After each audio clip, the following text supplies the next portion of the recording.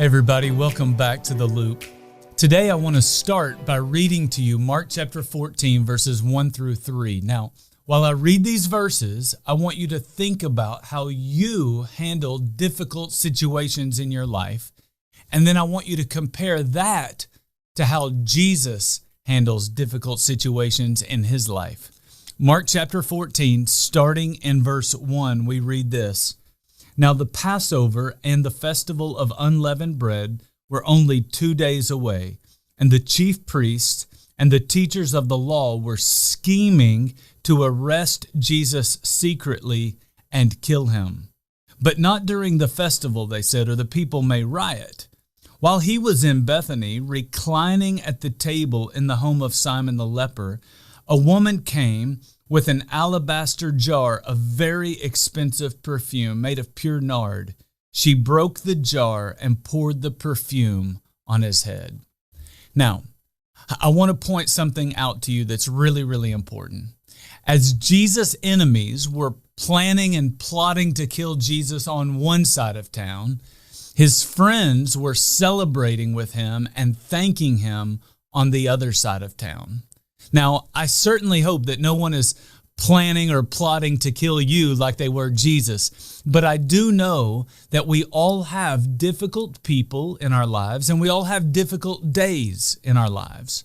So let me ask you, what do you do on the difficult days? Jesus spends an entire evening eating good food, celebrating something with good friends, and probably reflecting on some really good times.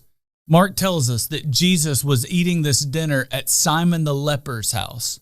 This guy is probably a man who has been healed by Jesus, and now they're eating dinner together to celebrate what Jesus has done in his life. If you read the same story in John's gospel, John tells us that Mary, Martha, and Lazarus were also at this dinner. So gathered around Jesus is a man that Jesus has healed from leprosy and another man that Jesus has raised from the dead.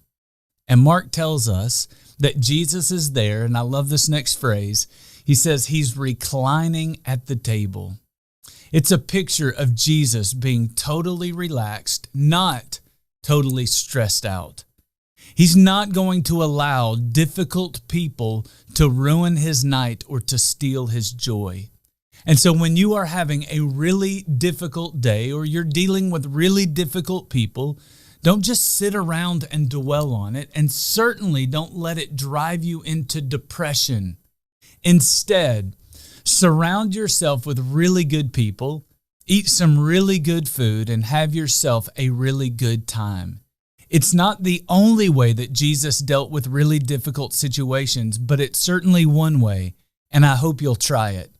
Now that you know Jesus a little better, I hope that you will live like him a little more.